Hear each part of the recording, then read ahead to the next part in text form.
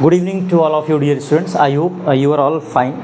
आज के हम प्रेजेंट वीडियो में, आज के न्यू लेक्चर में थोड़ा सा एक बेसिक डिस्कशन स्टार्ट करेंगे और मुझे पूरा उम्मीद है कि ये जो वीडियो मैं अपलोड कर रहा हूँ इस प्रेजेंट टाइम में मैक्सिमम बच्चों के बोर्ड्स वगैरह के एग्ज़ाम हो चुके हैं, उनके रिज़ल्ट भी आ चुके हैं।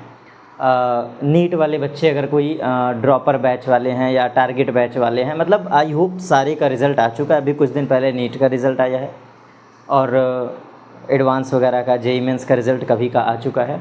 मतलब अगर मैं बात करूं इस आज के वीडियोज़ लेक्चर में, तो मेरा मेन टारगेट होगा कि क्लास 12 फिज़िक्स को स्टार्ट कहाँ से करें। मतलब मेरा पहला फोकस पॉइंट होगा, क्योंकि रील्स में आप लोगों ने बहुत अच्छा सपोर्ट किया, अच्छे खासे व्यूज़ आ रहे थे। तो मैं एक बार सोच रहा हूँ कि एक बेहतरीन तरीके से क्यों ना कंटेंट पे थोड़ा सा वर्क किया जाए और एक ज़बरदस्त कंटेंट फिज़िक्स में आपको प्रोवाइड करूँ। तो क्या हमारी स्ट्रैटेजी होंगी या किस ऑर्डर को फॉलो करूंगा या कैसे वीडियोस आपको मिलेंगे। तो ये पहला वीडियो है जिसमें हम बात करने वाले हैं how to cover, how to complete our syllabus class 12 physics, या क्या अपना बेसिक ऐसा स्ट्रैटेजी रखें।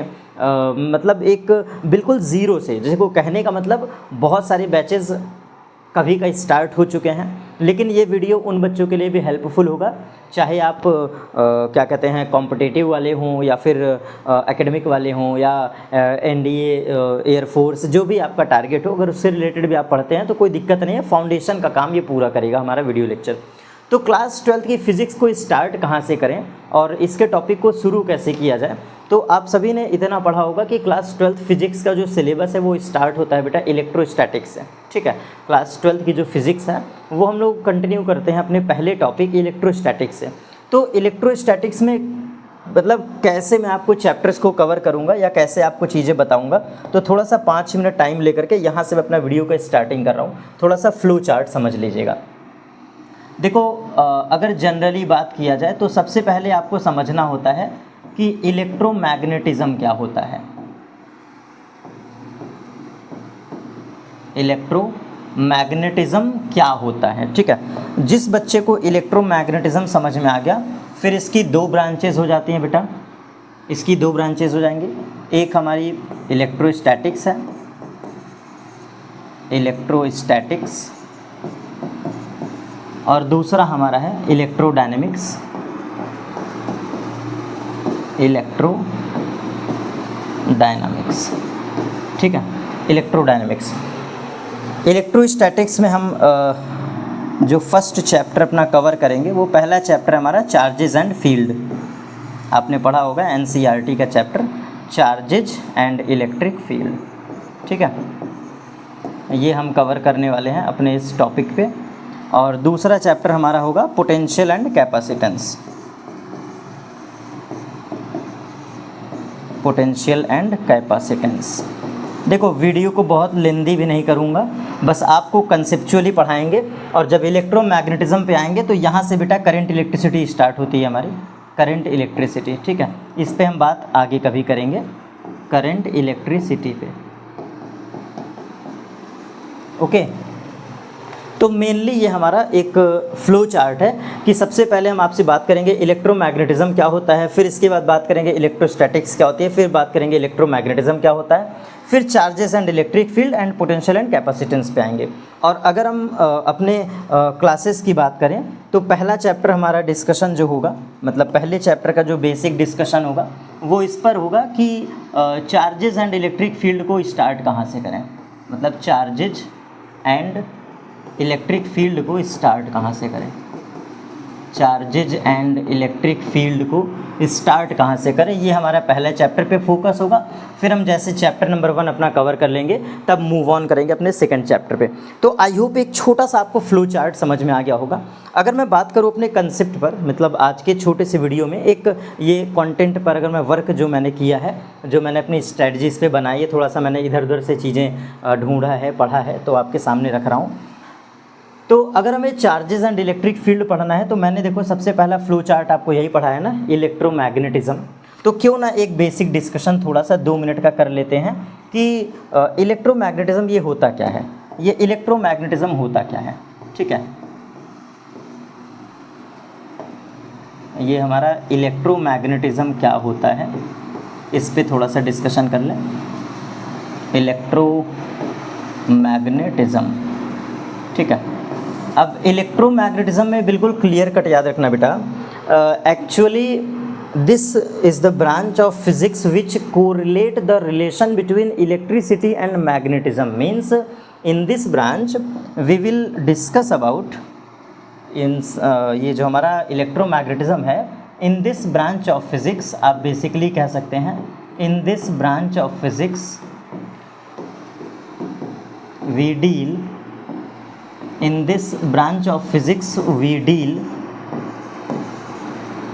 relation between electricity and magnetism, और आपको ये बात बताएं, जो ये ब्रांच हम पढ़ रहे हैं electromagnetism, we deal relation between electricity and magnetism, तो एक्चुअल में इलेक्ट्रिसिटी और मैग्नेटिज्म के बीच जो रिलेशन माना जाता है, ऐसा कहा जाता है कि आपने नाम सुना होगा हैंस क्रिश्चियन ऑस्टर्ड, एक साइंटिस्ट थे हैंस क्रिश्चियन ऑस्टर्ड, और ये एक्सपेरिमेंट भी बड़ा फेमस है। क्लास टेंथ में एक एक्सपेरिमेंट आपने सुना होगा, उसका नाम है बेटा ऑस्टर्ड एक्सपेरिमेंट इन मैग्नेटिज्म। ये हमारा टॉपिक हुआ करता था क्लास 10th एनसीईआरटी में, गिवन है ऑस्टर्ड एक्सपेरिमेंट। तो ऑस्टर्ड ने ही बताया था कि इलेक्ट्रिसिटी और मैग्नेटिज्म के बीच रिलेशन क्या है। सबसे पहली बार इन्होंने पढ़ा था बेटा, इसके बारे में सबसे पहले इन्होंने ही बताया था, ठीक है, हैंस क्रिश्चियन ऑस्टर्ड। लेकिन जो हमारी किताबें मानती हैं, मतलब इस इलेक्ट्रोमैग्नेटिज्म ब्रांच को जो फिजिक्स आज जो मॉडर्न फिजिक्स है या जो मॉडर्न टाइम के साइंटिस्ट हमारे हैं, वो जो मानते हैं, इसके फादर हैं एक्चुअल में माइकल फैराडे। एक्चुअल में इसके फादर हैं बेटा माइकल फैराडे, नाम याद कर लीजिएगा, माइकल फैराडे इनको माना जाता है, ठीक है। तो ये बड़ा नामी नाम है माइकल फैराडे। तो इलेक्ट्रोमैग्नेटिज्म के फादर एक्चुअल में माइकल फैराडे को माना जाता है, और बाकी हैंस क्रिश्चियन ऑस्टर्ड ने पहली बार इसके बारे में रिलेशन बताया था, उस रिलेशन का नाम है ऑस्टर्ड एक्सपेरिमेंट, ठीक है। I hope this is clear. और यहाँ पे एक राज की बात बता दे बेटा, वीडियो में अगर आप लाइव हैं या वीडियो के सेशन को इस देख रहे हैं, तुरंत एक नोट लिख लेना कि जो complete first volume of NCERT है ना, वो पूरा 8 चैप्टर यही है। मतलब एनसीईआरटी का चैप्टर 1 से लेके चैप्टर 1, 2, 3, 4, 5, 6, 7, 8 जो फर्स्ट वॉल्यूम ऑफ एनसीईआरटी है अकॉर्डिंग टू सीबीएसई गाइडलाइन, जिस एनसीईआरटी बुक को आप फॉलो करते हैं, उस एनसीईआरटी का पूरा जो पहला यूनिट है ना, फर्स्ट वॉल्यूम जो हमारी है, वो पूरा फर्स्ट वॉल्यूम इलेक्ट्रोमैग्नेटिज्म है, पूरा होल। इसको नोट करके लिख लेना। 90% बच्चे इस बात को नहीं जानते हैं, पढ़ तो लेते हैं, रटाफिकेशन कर लेते हैं, लेकिन उनको पता नहीं होता है 8 के 8 चैप्टर आपके इलेक्ट्रोमैग्नेटिज्म है। अब इसके बाद हम दूसरे टॉपिक पे फोकस करेंगे, क्योंकि आपने ये भी पढ़ा था इलेक्ट्रोमैग्नेटिज्म आर 2 टाइप। ये देख लीजिए, आपके सामने फ्लो चार्ट बना है ना, इलेक्ट्रोमैग्नेटिज्म आर 2 टाइप। तो अब मैं डिस्कशन कर रहा हूँ इलेक्ट्रोस्टैटिक्स पे। तुरंत आप इसके बाद लिख लीजिएगा बेटा, बिल्कुल मेरा टारगेट है कि अच्छा आपको समझाऊँ। तो अब हमारा जो टारगेट है बेटा, वो टॉपिक का नाम है इलेक्ट्रोस्टैटिक्स, ठीक है, इलेक्ट्रोस्टैटिक्स, ठीक है, इलेक्ट्रोस्टैटिक्स। तो बेटा इलेक्ट्रोस्टैटिक्स ये क्या होती है, ये कौन सी बला है इलेक्ट्रोस्टैटिक्स। तो एक्चुअल में इलेक्ट्रोस्टैटिक्स को तुम तोड़ करके थोड़ा सा पढ़ो। इलेक्ट्रो का मतलब है एक तरह से इलेक्ट्रॉन, इलेक्ट्रो का मतलब है बेटा इलेक्ट्रॉन, ठीक है। और इलेक्ट्रॉन की पढ़ाई आप कहाँ पढ़ते हैं, चार्ज में पढ़ते हैं भाई, जाहिर सी बात है। एक बात बताओ, इलेक्ट्रॉन की स्टडी आप कहाँ करते हैं, चार्ज में ही तो पढ़ते हैं। अगर बताइए मैं गलत हूँ तो, ठीक है। तो इलेक्ट्रो से इलेक्ट्रॉन निकालो, और इलेक्ट्रॉन का रिलेशन चार्ज है, और ये जो वर्ड लिखा है स्टैटिक्स, इसको आप साइड में लिख लो, ये हो गया स्टैटिक्स। तो स्टैटिक्स का मतलब होता है बेटा रुका हुआ या स्थिर, रुका हुआ, या फिर इसका मतलब होता है स्थिर। तो यहाँ से आपकी डेफिनेशन निकल के चली आई, it is the branch of physics which we deal charge at rest माने ये जो ब्रांच है इलेक्ट्रोस्टैटिक्स का मतलब होता है the study of charge which is at rest. लिख लो the study of charge, the study of charge, the study of charge which is at rest, which is at rest is called electrostatics. इसको आप ऐसे भी बोल सकते हैं the study of electricity which is at rest. यहाँ पे हम रुके हुए इलेक्ट्रिसिटी का भी अध्ययन करते हैं, माने यहाँ पे हम टॉपिक को कवर करते हैं। तो बात सेम है, the study of charge which is at rest बोलो तो भी सेंस है इलेक्ट्रोस्टैटिक्स, या आप यहाँ पे ये भी कह सकते हैं कि स्टडी ऑफ रेस्ट इलेक्ट्रिसिटी, ऐसे study of rest electricity, rest electricity, ये भी हमारा क्या कहलाएगा इलेक्ट्रोस्टैटिक्स। बेटा एकदम सेम, मतलब बिल्कुल वही चीज़ें हैं। अब यहाँ पे तुम्हारे माइंड में इतना तो क्लियर हो गया होगा कि सर ये बताइए आपने कहा इलेक्ट्रोमैग्नेटिज्म क्या होता है। हाँ बेटा मैंने समझा दिया, relation between electricity and magnetism. फिर हमने बताया दो ब्रांच होती है, एक स्टैटिक्स एक इलेक्ट्रोडायनेमिक्स, तो स्टैटिक्स भी आपने बता दिया। लेकिन थोड़ा सा ये बताइए कि चार्जेज एंड इलेक्ट्रिक फील्ड जब हम स्टार्ट करेंगे तो मेजर टॉपिक क्या क्या आप पढ़ाएंगे, मतलब इस वीडियो में आप पढ़ाएंगे क्या क्या। तो ज़रा इसके बारे में बताने से पहले आपको मैं एक बार थोड़ा सा NCERT के चैप्टर का दर्शन कराना चाहूँगा, और जो अच्छे बच्चे हैं, जो होशियार बच्चे हैं, केवल आप इसको नोट कर लीजिएगा, बाकी आपकी चॉइस है, नोट करिए या ना करिए, मैं तो आगे पढ़ाऊँगा ही पढ़ाऊँगा, ठीक है। तो एक बार बस आपको दिखा दूँ ताकि आपको अच्छा लगे देखने में। देखो बेटा ये हमारे इस डिजिटल बोर्ड पे फिज़िक्स की ऑलरेडी पहले से मतलब बुक इस पे डाउनलोड है। एक फिजिक्स पार्ट 1 लिखा है, एक फिजिक्स पार्ट 2। हम पार्ट 1 को टच करते हैं। आप देखिए यहाँ पे कितने चैप्टर हैं, आप देखो 8 चैप्टर हैं कि नहीं, ये देखो लास्ट में आंसर मत देखना, 8 चैप्टर आपको दिख रहा है। ये देखो नंबर 1 से शुरू करो। पहला है आपका इलेक्ट्रिक चार्जेज एंड फील्ड, मैंने लिखा ही है। दूसरा है पोटेंशियल एंड कैपेसिटेंस, लिखते चलिएगा, ध्यान से देखते चलो। तीसरा है करंट इलेक्ट्रिसिटी। चौथा है मूविंग चार्ज एंड मैग्नेटिज्म। पांचवा है मैग्नेटिज्म एंड मैटर। छठवां है इलेक्ट्रोमैग्नेटिक इंडक्शन। फिर लास्ट में है अल्टरनेटिंग करंट, और हमारा सबसे लास्ट चैप्टर को इलेक्ट्रोमैग्नेटिक वेव।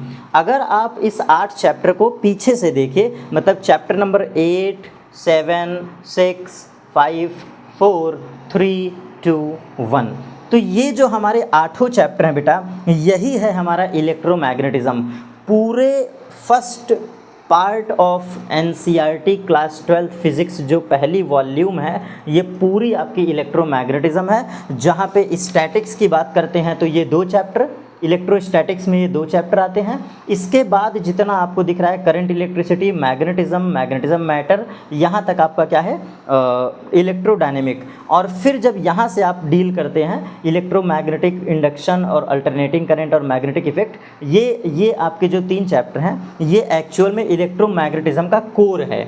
कोर समझते हैं ना, इलेक्ट्रोमैग्नेटिज्म के कोर चैप्टर यही 3 हैं आपके, यही 3, electromagnetic induction, alternating current and electromagnetic wave. तो जितने बच्चे हमारे इस वीडियो को देख रहे हैं ना बेटा, एक एक लाइन एक एक वर्ड बहुत सोच सोच के बोल रहा हूँ, बिल्कुल मतलब स्टडी करके पढ़ा रहा हूँ कि आपको इतना मात्र भी कोई कमी ना लगे, ठीक है। इन बातों को लिख लीजिएगा। जो कोर ब्रांच ऑफ इलेक्ट्रोमैग्नेटिज्म है, कोर ब्रांच या कोर चैप्टर, वो 3 हैं, magnetic wave, AC and induction, ठीक है।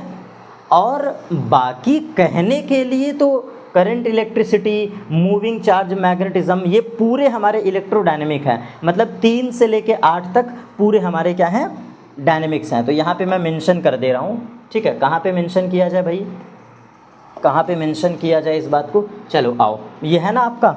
तो देखो चैप्टर नंबर 1 किस कलर से लिखें तो डिफरेंट दिखे, यहाँ पे देखो।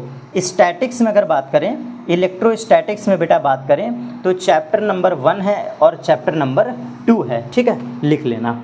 और डायनेमिक्स में तो पूरा ही है, 3, 4, 5, 6, 7 और 8, ये पूरे चैप्टर डायनेमिक्स के हैं। लेकिन अगर हमसे कोई पूछे कि कोर पार्ट कौन है मैग्नेटिज्म का, तो लास्ट के 3 चैप्टर कौन कौन सा, chapter number 6, chapter number 7 and chapter number 8। ये हमारे इलेक्ट्रोमैग्नेटिज्म का कोर पार्ट है। मुझे नहीं लगता कि बेटा बहुत ही वीक बच्चा हो, महाकमज़ोर बच्चा हो, उसको भी समझ में आ गया होगा मेरा कंटेंट, ठीक है।